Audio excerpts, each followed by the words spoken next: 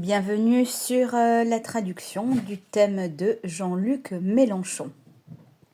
Afin de mieux comprendre l'homme politique, il est important de comprendre qui il est dans sa personnalité, car nous sommes des êtres qui réagissons en fonction de nos atouts, de nos faiblesses, de nos lumières et de points à améliorer. J'en profite pour souhaiter la bienvenue aux nouveaux arrivants et pour les personnes donc qui me découvrent. Bien que je ne sois pas astrologue professionnel, j'ai bien fait l'école d'astrologie traditionnelle sur un cycle de 5 ans. J'ai donc le niveau pro que j'utilise pour moi, pour des raisons personnelles et parce que c'est un outil formidable d'avancement et de transformation. Quant à ma communauté, bonjour et bienvenue sur cette vidéo. Pour établir un thème astrologique, il est nécessaire d'avoir plusieurs éléments. D'abord la date de naissance complète, la ville de naissance et l'heure de naissance exacte. À partir de cela, on rentre les données. Et c'est ainsi que le calcul se fait aujourd'hui de manière automatique. Il y a encore quelques années, on devait tout faire à la main. Ça n'était que des calculs d'angle, mais le digital et les progrès ont fait qu'on gagnait en temps et que la facilité était prépondérante. Alors, qui est Jean-Luc Mélenchon? Quel personnage est-il sur un plan astrologique? Eh bien, tout d'abord, nous avons le soleil qui est ici, qui se trouve donc en Lion. Il est donc un signe du Lion avec un ascendant Vierge. Là, vous voyez, je vous montre le curseur. Ce qui est important dans le thème, c'est donc l'ascendant, bien évidemment, en plus du signe, parce que nous ne sommes pas qu'un signe, nous sommes un signe et un ascendant, et la somme de toutes ces planètes, de ces maisons et de toutes ces constellations. Donc concernant Jean-Luc Mélenchon, il est donc un soleil en Lion avec un ascendant Vierge et un milieu du ciel en Gémeaux avec toutefois dans la maison 10 un Uranus. Et le concernant, l'axe 1-7 est important dans son thème. D'autres éléments le sont aussi, mais en tout cas, on va parler de cela. Il faut savoir que le signe du Lion et le signe de la Vierge sont des signes qui s'entendent globalement assez peu, voire pas du tout. D'autant plus que Jean-Luc Mélenchon a donc un Uranus en milieu du ciel. Le milieu du ciel, c'est ce qui est très important de la vie et ce qui va être vécu pleinement. Et Uranus, c'est la planète de l'avant-gardisme, du digital, mais c'est aussi la contestation, c'est la rébellion, c'est l'ego aussi, c'est aussi Uranus a aussi de l'ego, hein. Et Uranus, c'est la planète qui gouverne les Verseaux. Rien que par ces éléments-là, on peut dire que Jean-Luc Mélenchon est donc un rebelle, un contradictoire par nature. Et d'ailleurs, le fait que son parti s'appelle la France Insoumise, eh bien, est loin d'être un hasard en réalité. Si je puis dire, c'est vraiment une partie de lui-même. On voit avec la Lune, qui est donc ici, hein, que vous voyez, qui est opposée à la planète ici que vous voyez, qui s'appelle Saturne. C'est une opposition, il y a une véritable tension. Cela signifie tout simplement que, eh bien, qu'il est opposé à des règles, à de la discipline, sur un plan personnel. Et sur un plan, on va dire, mondial, sur un plan de l'infiniment grand, cela pourrait signifier, eh bien, qu'il y a une opposition très nette entre ce qu'il pourrait dire imposer pour lui-même et ce qu'il pourrait dire et imposer au peuple. En clair, faites ce que je dis, mais ne faites pas ce que je fais.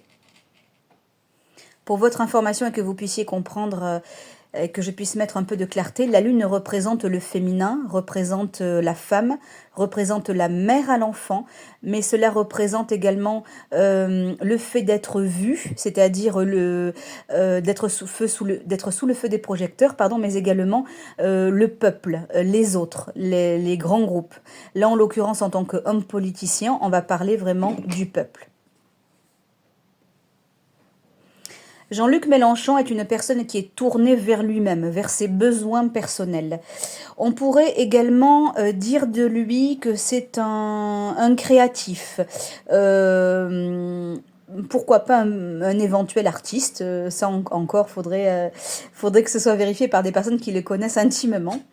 Euh, alors pourquoi c'est un créatif? Pour la simple et bonne raison que dans la maison 1, autrement dit dans la maison de la personnalité, il a la planète que vous voyez ici avec les tridents qui est Neptune. Et j'ose tabler sur quelque chose de très artiste, de par le fait que ce soit dans la balance. Je dirais que c'est ou un dessinateur ou un peintre. Voilà, je ne vois pas la chanson, les choses comme ça, mais je verrais plutôt chez Jean-Luc Mélenchon quelque chose comme voilà, la peinture, le dessin, les croquis, ce genre de choses. Lorsqu'on est un lion avec un Uranus en milieu du ciel et qu'on a une personnalité comme ça créative, eh bien Jean-Luc Mélenchon fait d'abord les choses pour lui-même, mais il y a un intérêt à ce que cela serve aux autres. Pourquoi? Parce que dans la personnalité, c'est-à-dire dans la maison 1, nous avons Neptune, et Neptune gouverne les poissons. Et les poissons, c'est vraiment le dévouement. Tout comme d'ailleurs Uranus qui en réalité gouverne le Verseau. Et le Verseau, c'est vraiment les grandes servitudes. C'est vraiment servir à grande échelle l'autre, les autres. C'est une personnalité qui a besoin d'aider, qui a besoin d'être au service de l'autre, surtout avec un ascendant vierge, vous voyez. C'est quelqu'un qui a besoin d'être utile aux autres, et ça, c'est l'ascendant qui l'indique clairement. La servitude, aider, soutenir, c'est dans la personnalité, mais par contre, être utile aux autres, c'est plutôt l'ascendant. C'est un personnage qui a un ego fort déjà. Pourquoi? Parce que déjà c'est un lion, d'accord? Il a le soleil en lion, c'est le moi supérieur, c'est le moi. Et en plus il est conjoint à une planète qui s'appelle Pluton, qui lui gouverne les scorpions. Et c'est vraiment le côté moi-je qui existe, le côté même égoïste quand c'est mal aspecté. Mais en tout cas, voilà, il a un ego très très fort, c'est mentionné dans son thème. Il a une surestime donc de lui-même et d'autant plus qu'avec ce fameux Neptune qui est en maison 1, il a un manque réel de réalisme. Il s'emballe et il voit les choses pas comme elles sont objectivement. Il se perd dans ses méandres. Et en plus, ça fait un très mauvais aspect à Uranus. Uranus qui est aussi fort, qui a de l'ego. Donc, c'est quelqu'un qui n'a pas les idées toujours très claires, il n'a pas les idées objectives. Il les voit sous son angle très personnel et par conséquent très émotionnel. Mais heureusement qu'il a cet ascendant vierge qui est beaucoup plus humble, beaucoup plus incertaine aussi, et qui se sous-estime tout le temps et qui a un véritable complexe à elle-même en fait. Quand je parle de complexe d'infériorité. Ce qu'on pourrait en conclure justement très succinctement toutefois, c'est que Jean-Luc Mélenchon n'est pas en harmonie avec lui-même. Il est tout le temps dans l'instabilité. Il est tiraillé par des sensations en lui qui ne sont pas justes, d'autant plus que son Mars, qui est, comment dirais-je, à la limite, enfin à la limite, non, il est à 0 degré, donc il en fait bien partie, vous voyez, à 0 degré. À 0 degré du Cancer, eh bien, on pourrait dire qu'il agit tout naturellement et tout le temps par ses émotions et dans tous les choix qu'il fait, qu'il soit amoureux, social, pardon. Dans le cadre du social, que ce soit des choix professionnels, eh bien, il agit toujours avec l'émotion et il est d'ailleurs toujours poussé par des émotions fortes de par ce Mars qui est donc, c'est le guerrier, c'est celui qui va de l'avant, c'est le premier qui ouvre le bal de la roue zodiacale. Et donc, en Poisson, en élément eau, eh ben, il y a toujours beaucoup d'émotions, d'autant plus que l'eau et le feu, eh bien, ce sont quand même deux énergies opposées encore. D'autant plus que c'est un élément feu. Oui, le lion est élément feu. Si le lion, c'est le roi de la jungle, hein, eh bien, c'est aussi le roi de la roue du zodiaque. Il a besoin de plaire. C'est comme ça, il a besoin d'être vu. Généralement, le lion, et concernant Mélenchon, il a une allure, il a une démarche qui se remarque. Et pour lui, ben, les occasions, elles sont nombreuses pour ce fameux lion, eh bien de raconter des histoires afin d'être remarqué, voire reconnu. Alors pourquoi raconter des histoires? Eh bien, parce que le lion, déjà, il a besoin de ça. Et surtout, c'est qu'il a en milieu du ciel le Gémeaux. Et le Gémeaux, c'est la communication. Et le Gémeaux, pour être convaincant, pour être remarquable et remarqué, eh bien, il parle. Avec cette lune qui représente, comme je vous disais, la femme, le féminin, le collectif, eh bien, cette lune s'oppose à Saturne, comme vous pouvez le voir ici. Vous voyez ce petit, voilà, ce sigle-là. Euh, dans la personnalité de Mélenchon. Avec ce Neptune, on pourrait dire qu'il est empathique. Et pourtant, il y a bel et bien un blocage de par cette opposition très nette, hein, qui est lié au rapport à la femme, enfin à la mère, mais également aux femmes. Et donc ça, c'est quand même très très marqué. Il y a une problématique liée à cela. C'est ce qui pourrait aussi indiquer que ce ne serait pas le meilleur politicien pour défendre la cause des femmes ou pour mettre en avant des associations qui maltraitent les femmes. Pourquoi? Parce que lui-même a une problématique avec ça qui n'est pas résolue. D'autant plus que cela fait un mauvais aspect. Vous voyez la ligne rouge là. Donc ça fait un carré, dit-on. D'autant plus que cela fait un carré à la planète Uranus, c'est-à-dire le collectif, les changements à grande échelle. C'est pas quelqu'un qui va œuvrer pour ce genre de cause. C'est pas quelqu'un qui va œuvrer pour la maltraitance des femmes d'une manière générale ou pour les associations qui militent pour le bien-être, pour le mieux-être des femmes. C'est pas quelqu'un qui est bien placé pour cela, c'est marqué dans son thème. Ce qui n'enlève pas son empathie, mais en tout cas pas pour ce genre de cause. D'autant plus qu'avec la Vierge, qu'avec son ascendant, eh bien, il y a vraiment une complexité. Comme je le disais tout à l'heure, il y a vraiment un complexe et pour lui, les choses ne sont pas faciles à tempérer. Je vous le disais, c'est tout le problème de sa vie. Et toutefois, eh bien, ce complexe d'infériorité qu'il a pour lui-même et cette difficulté à être dans l'équilibre, eh bien, elle est très bien dissimulée par l'habileté du lion qui, lui, est bien sous toutes ses coutures, en apparence aux yeux des autres, parce que ce que pensent les autres pour ce lion, eh bien, c'est très important. C'est quelqu'un qui est exposé ou qui sera exposé. Pour ça, il faudrait faire un prévisionnel. Faudrait s'y plonger. Je vais le faire d'ailleurs. Mais en tout cas, c'est quelqu'un qui est exposé ou qui sera exposé à une communication avec une très jolie sociabilité, ce qui fait qu'il va être très plaisant lorsque ça va arriver. Et puis, cette constellation du Gémeaux en milieu du ciel, eh bien, lui permet de rebondir sur ses pattes comme un chat, vous voyez, et de tendre toujours vers une carrière de communication qui sera en première ligne.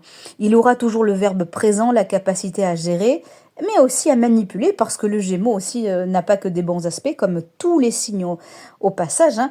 Et par le verbe, eh bien, il sait être convaincant, même si c'est pas vrai. Et il y a le côté un peu aussi avec le Gémeaux, le côté un peu baratin, vous voyez. Et en plus, ça fait un aspect, ça fait une tension à Saturne. Et Saturne qui est humble, qui est dans la restriction, qui se maintient au cadre, qui ne dépasse pas les lignes, eh bien, avec la tension en milieu du ciel, hein, ce fameux carré, eh bien, on peut dire qu'il pourrait un peu baratiner, qu'il pourrait embellir la vérité, bref, tirer à son avantage par ses talents de bon communicant. Si il œuvre pour la justice parce qu'il en a besoin, de par son soleil qui fait un joli trigone à Jupiter, la planète de l'expansion, la planète de l'abondance, mais également la planète de la justice et de la loi, En plus, en maison 7, c'est-à-dire dans le rapport avec les autres, ça peut être aussi d'ailleurs, petite parenthèse, les ennemis déclarés, ça peut être les alliances, les associations, les associés en tout genre. On ne peut pas être certain, et je dirais même, pour aller jusqu'au bout, on ne peut pas dire que la justice qu'il veut soit ni morale ni objective. Pourquoi? Parce qu'il y a donc ce Jupiter déjà qui est en rétrogradation, ce qui n'est pas le top en termes d'énergie positive, hein. Ça veut dire que Jupiter ne bat pas son plein en termes d'énergie et de pouvoir, hein. Eh bien, il fait tout simplement comment dirais-je, une opposition à Neptune. Neptune qui est aussi la planète de l'idéalisme, de la rêverie. Du dévouement d'une manière générale, comme je l'ai dit tout à l'heure. Eh bien, qu'est-ce que cela signifie? Eh bien, cela signifie qu'il rêverait d'avoir et de créer une justice à son image. Pourquoi? Parce que Jean-Luc Mélenchon, c'est un idéaliste. Vous voyez, dans sa personnalité, là, dans la maison 1, il a Neptune. C'est un idéaliste. Il idéalise un petit peu trop et comme je vous le disais en tout début de vidéo, il est complètement déconnecté de la réalité. En fait, il rêve de refaire les lois pour le bien de tous, mais à son image à lui. Et puis on peut voir cette Lilith là, pareil, qui est en rétrogradation aussi, qui est en milieu du ciel autrement dit, dans la maison 10, qui indique le côté fourbe, le côté espiègle, le côté un peu stratégique, les collaborations que Mélenchon fait, il les choisit avec beaucoup d'émotion, ça bien évidemment. Surtout quand, comment dirais-je, la maison 10 c'est du poisson, hein. Mais surtout c'est qu'il sait, grâce à cet aspect, Uranus, comme vous pouvez le voir, hop là je vous montre, Uranus-Jupiter, voilà, qui est d'un mauvais aspect, hein, parce que c'est rouge, eh bien, il sait attendre le bon moment pour agir. Pour agir, qu'est-ce qu'il le dit? Eh bien, c'est la constellation du Bélier, parce que le Bélier représente l'action. Et il sait très bien le faire parce que de toute manière, il est né avec un Mars qui est la planète qui gouverne le Bélier. Elle est dans son signe à sa naissance. Et puis sa maison 8 est l'exemple parfait de la stratégie. Pourquoi? Parce qu'elle abrite la constellation du Taureau, ici que je vous montre, hein. Ce qui signifie qu'il a bel et bien des biens immobiliers de valeur sûre qu'il a choisis avec précaution pour son confort, parce que le Taureau représente le confort pour le bien-être de soi et de sa famille, afin de l'aider à fructifier son portefeuille financier pour un avenir plus serein. D'autant plus qu'il a la part de fortune dans cette maison 8. Et la part de fortune, eh bien, c'est le succès et la chance. Et la maison 8 aussi, représente symboliquement la maison du Scorpion, de l'argent et du pouvoir. Donc, il est extrêmement vigilant à cela, et je dirais même qu'il a du flair. Et on va y revenir d'ailleurs. On va parler un petit peu de sa maison 12. La maison 12, donc là où se trouve son ascendant, qui est donc la Vierge, avec en rétrogradation Mercure et Vénus. Jean-Luc, pardon, oui c'est ça, c'est Jean-Luc Mélenchon. Jean-Luc Mélenchon a eu un souci avec la justice. À un moment donné, il a été perquisitionné. Et d'ailleurs, il a fait une esclandre à cette occasion parce qu'il ne supporte pas qu'on pénètre son univers personnel. Eh bien, il faut savoir que la maison 12, représente les secrets, l'enfermement, la solitude, renferme tout ce qui est dissimulé et ce sur quoi le voile doit être levé. Ça, c'est valable pour nous tous. Nous avons tous et toutes ces maisons, ces constellations. Alors, pas au même positionnement, mais en tout cas, on a tous cette part d'ombre en nous. Et le concernant, il y a donc la planète Vénus, qui est ici, et la planète Mercure qui est juste au-dessus, eh bien, avec la Vierge, enfin ou plutôt dans la constellation de la Vierge, eh bien, cela signifie qu'il a eu des relations inavouables, des relations dissimulées, des relations préjudiciable. D'autant qu'il y a aussi des histoires d'argent qui ne doivent pas être vues au grand jour, qui doivent être, en tout cas qu'il a tenté de dissimuler avec beaucoup de précautions, beaucoup de minutie. C'est globalement une personne qui souhaite, sans parler donc de ses aspects très sombres, hein, dans sa personnalité, ben, c'est quelqu'un qui souhaite être protégé des médias quant à sa vie personnelle, sa vie sentimentale et sa vie familiale tout simplement. C'est quelqu'un qui ne laisse pas entrer n'importe qui quant à son quotidien ou aux informations que l'on peut avoir de sa vie à lui, de sa vie sociale, de sa vie personnelle et de sa vie financière. Pourquoi? Parce que Vénus, qui est rattachée, qui est donc reliée à la constellation de la Balance, qui représente les arts, mais elle représente aussi comment je gagne mon argent. Comment je suis indépendant financièrement. Et là, en plus, elle est en rétrogradation dans les maisons cachées. Ça veut dire pour moi qu'il y a des petits coups financiers illicites qui ne doivent pas être connus et reconnus et qui sont par son habileté bien protégés. Avec Uranus en milieu du ciel dans la constellation du Cancer, et bien pour lui, tout au long de sa vie, il y aura beaucoup de changements. Il y aura encore, malgré son âge, des revirements de situation, des collaborations nouvelles, inattendues, tant sur un plan du temps que sur un plan des personnalités qu'il va rencontrer. On peut encore s'attendre avec lui à de la houle, étant donné les tensions avec Jupiter. Alors pourquoi les tensions avec cette planète qu'est Jupiter, parce que je le disais tout à l'heure, eh bien, Jupiter représente aussi la justice, la loi, autant que la planète de la chance et de l'expansion. Mais là, ça fait un mauvais aspect dans son thème. Donc ça veut dire que dans tous les cas, il aura peut-être encore des heures de gloire, mais ça ne sera pas tout rose pour lui. D'autant plus qu'avec cette tension milieu du ciel Saturne qui est donc, on l'appelle le dieu des enfers, hein, c'est celui qui restreint, c'est celui qui est réglo, c'est celui qui tient les finances, c'est celui qui est humble, c'est celui qui se fait d'un allié le temps.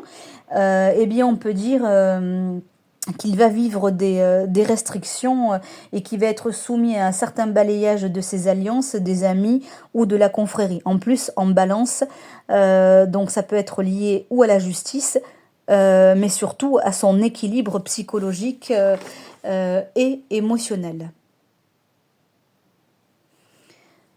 Avec son soleil en Lion, qui fait un bon aspect à Jupiter, hein, comme on peut le voir, qui lui-même est en rétrogradation tout de même, on peut lui accorder un côté sociable, un côté plaisant et un côté sympathique.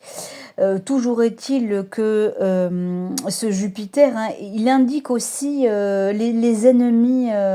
Les ennemis. Pourquoi? Parce qu'en fait, dans la maison 7, c'est aussi les oppositions et c'est les ennemis déclarés.